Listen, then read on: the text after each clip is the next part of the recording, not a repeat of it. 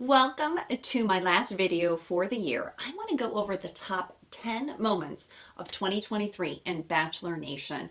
And I want you to chime in what you think are the top 10. Because it's so hard to believe that we had Zach's season with a little bit of Riz.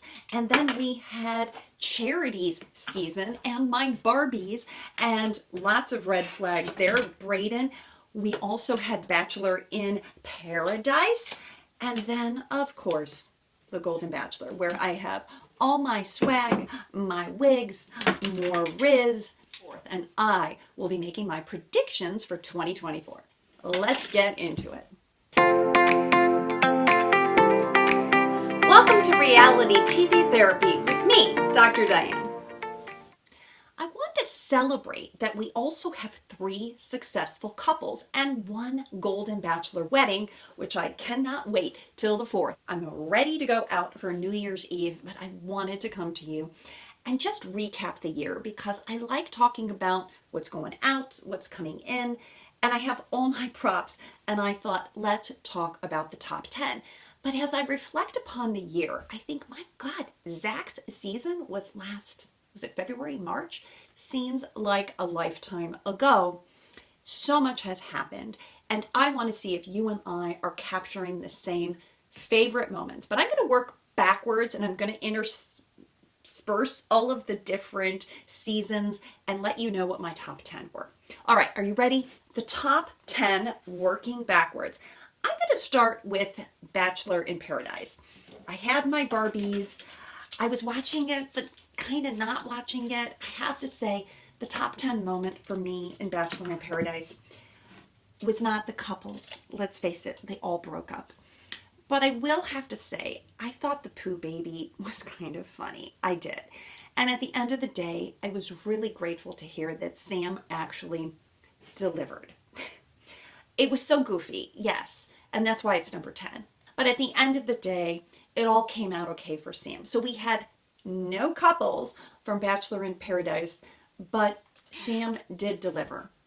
That was my number 10. All right, moving on to my number 9 from the Golden Bachelor.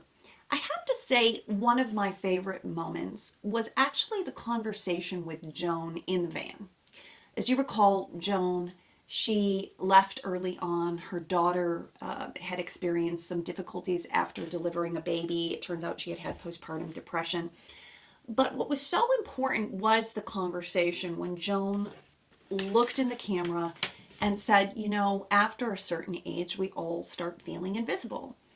And I really thought that this was a great opening for having these conversations. I'd written posts about it on my blog and on Instagram. If you don't follow me, make sure you follow me at Back to Love Doc. But this is an important conversation that we need to bring seniors into, because oftentimes, and I myself, as I've said, have experienced this feeling of being invisible. And so I really loved that this season. I thought it was the chef's kiss. Loved that. That was number 9. All right, number 8. Not funny, but I thought it was a moment, and it was the Kathy Zippet line. I don't want to take the gloves off. I don't want to be mean, but zip your lip. I think there's a lot of Kathys out there, call them Karens, who tell people to kind of zip it. And I actually think this was the moment where Teresa got a bad edit, because it threw Teresa under the bus. I mean, Teresa was just sharing, right? She was excited about Gerry. I get that. But Kathy really doubled down on this. And I just thought it added a little bit of levity and gave us a little bit of drama. So I'm making that my number 8. Let me know what you think about that. Because I didn't love it, but I thought it was one of the top good TV moments. All right, number 7. There were so many. I could have come up with my top 30. But what I loved on the Golden Bachelor was the women friendships. And there's just too many to choose from.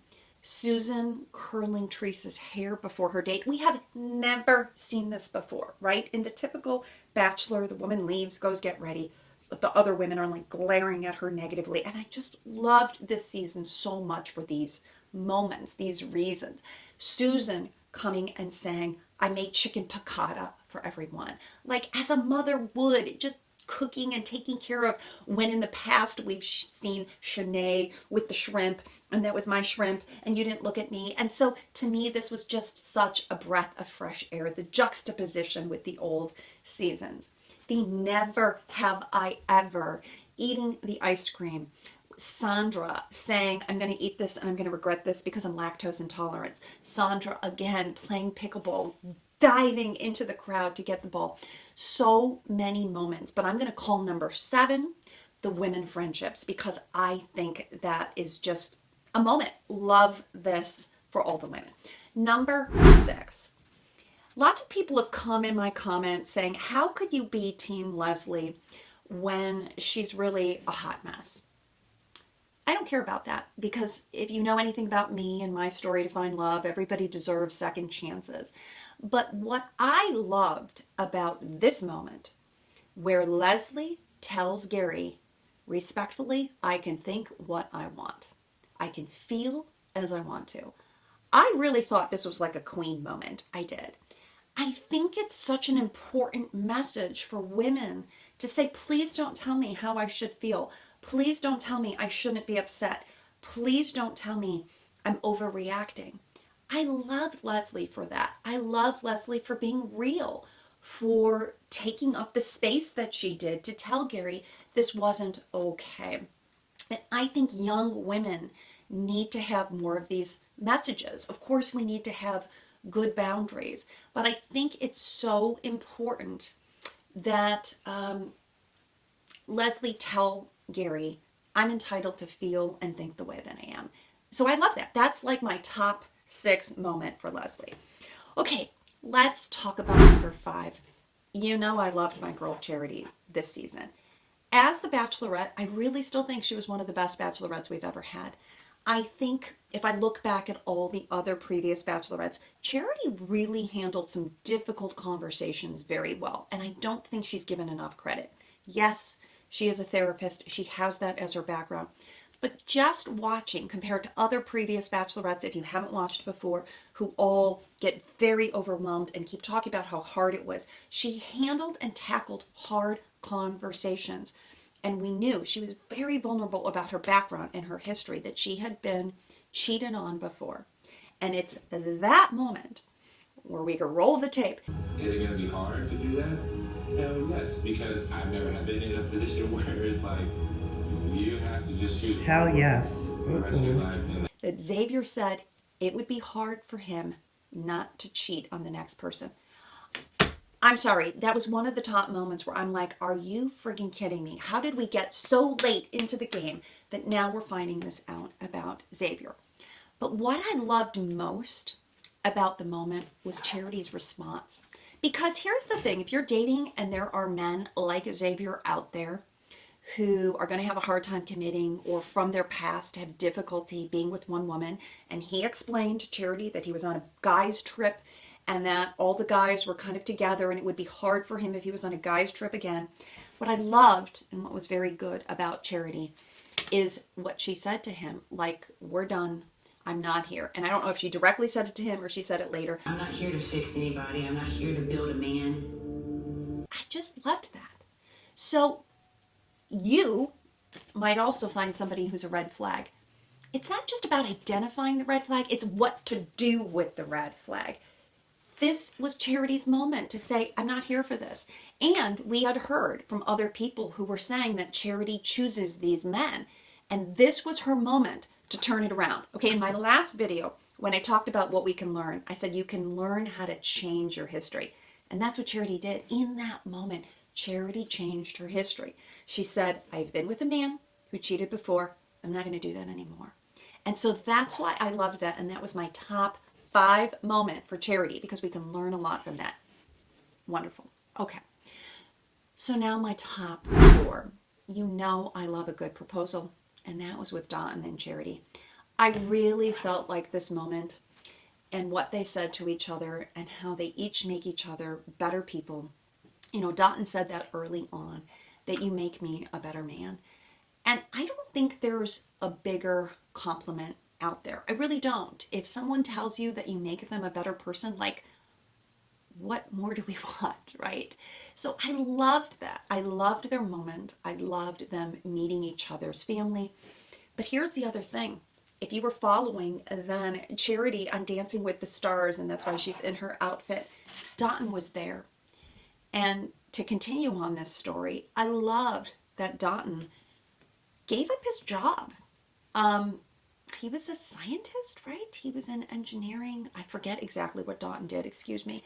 But he, because we've known that going on Dancing with the Stars has broken up couples in the past. It's a hard thing to do. You're new into your relationship and boom, you are practicing 8-10 hours a day with a new like romantic partner with Artem.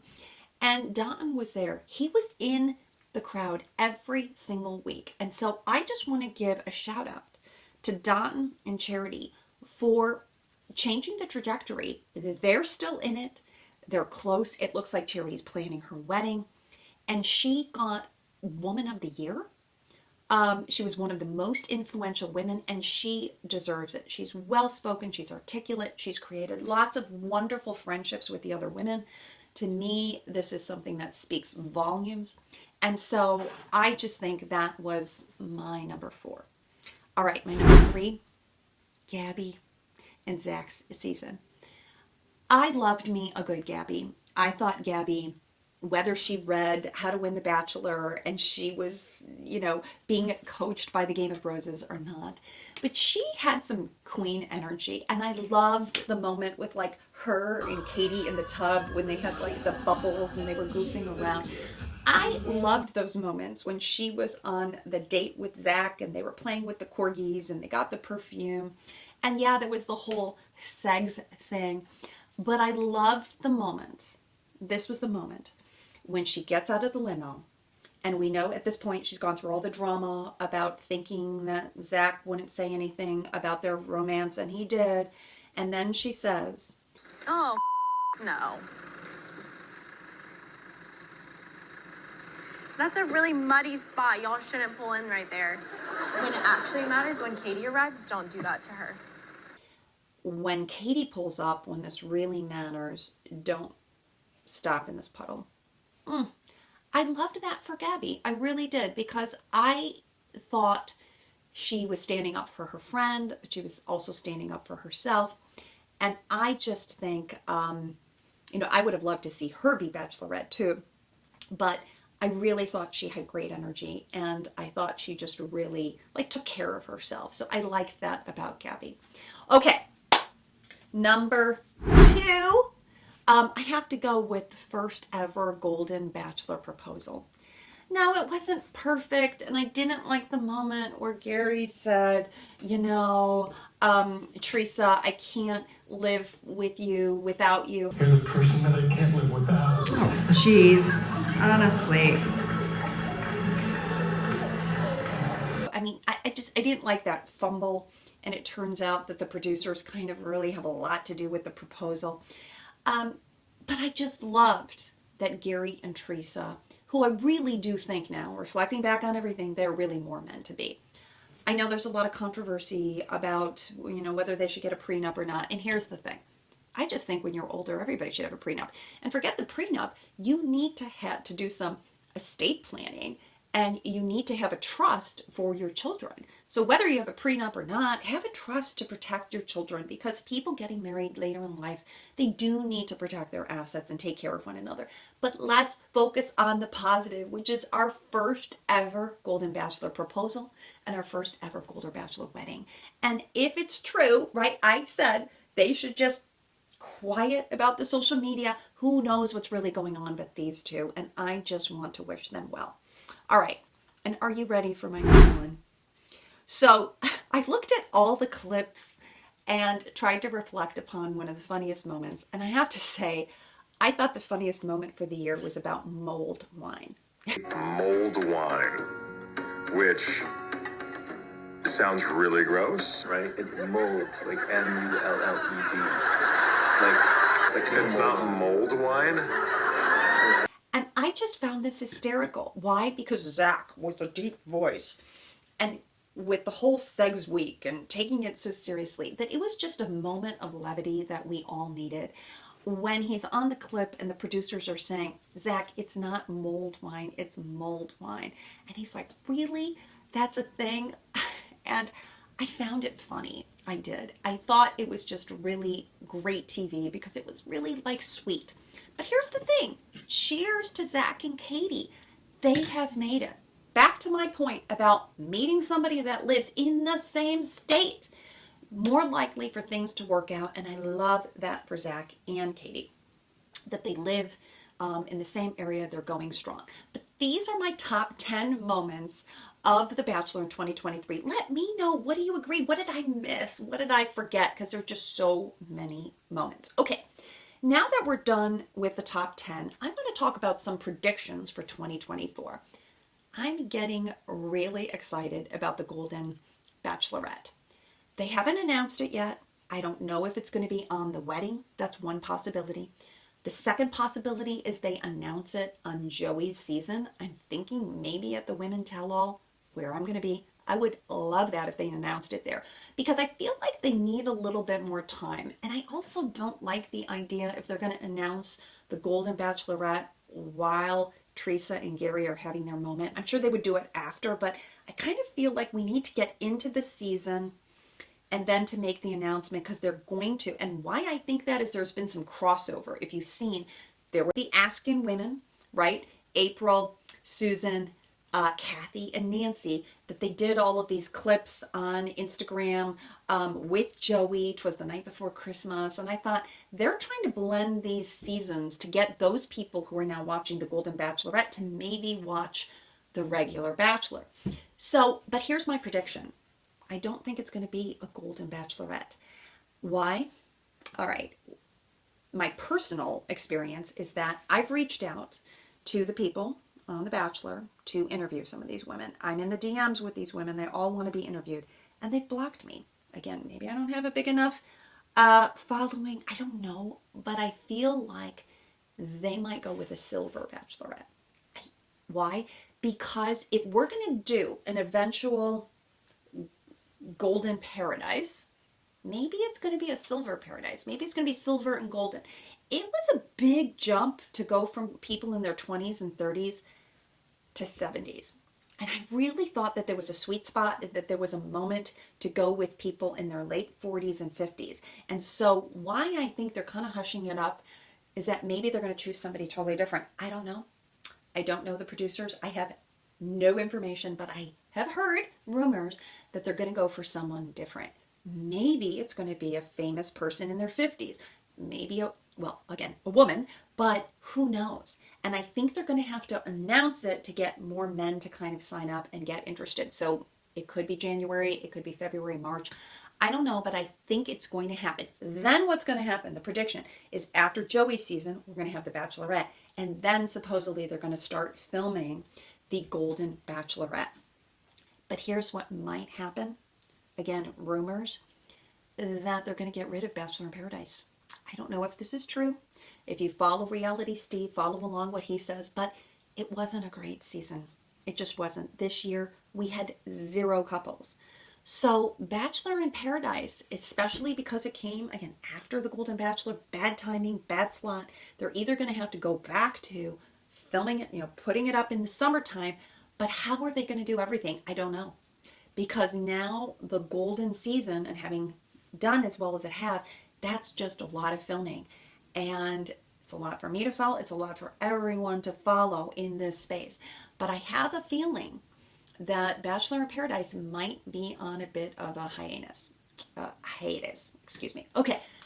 So there's so many other things to toast to. Again, there's so much negativity. And I just want to say, despite all of that, love prevails. There are successful couples that come out of this show. Let's run those down for this year. Serena and Joe got married. Dean and Kaylin. Okay, they were from Bachelor in Paradise. Hannah G and Dean. I love their story. If you follow Hannah G, she was from Colton season. Dean, he went to Bachelor in Paradise and said, I'm going to come back with Hannah G as my fiance. And he did. I love that story. And they had, honestly, one of the most amazing weddings I've seen in France. If you follow them, Beautiful. Becca and Thomas. They got kind of they got kind of crap from the producers because Becca kind of stepped away from podcasting. But I think Becca and Thomas are a success story. That Thomas had gotten a tough edit on Katie's season, and Becca found love with Thomas. Now they've become parents. They have a child together. Good for both of them. Tia Booth from Bachelor in Paradise. She was on Becca's season. They were great friends. And she had a baby and had a wedding. Got a husband too. Brayden and Christina. Brayden from Charity's season and Christina from Zach's season. Both people who were quite misunderstood are now together. That was one of the best announcements that came from The Bachelor in Paradise. So I want to end with the positivity that if you're looking for love, I'm starting a new series on Instagram. I have courses for single people, how to change your story in 2024, and I'm going to break all of that down. So make sure you're following me in all those places. Check out my website. I'm here to help, and I'm looking for the lessons in love, and we have plenty of them this year. But if you like this video, make sure to hit the like button, subscribe, share it with other people. And I'm here for this Golden Bachelor wedding. I'm going to be wearing gold. I'm going to be recapping it. Please follow along because I think it's going to be spectacular. If nothing else, I want to see the women there supporting each other. Thank you so much for everything for this year. Have a wonderful, safe, and happy new year, whatever you might be doing. More soon.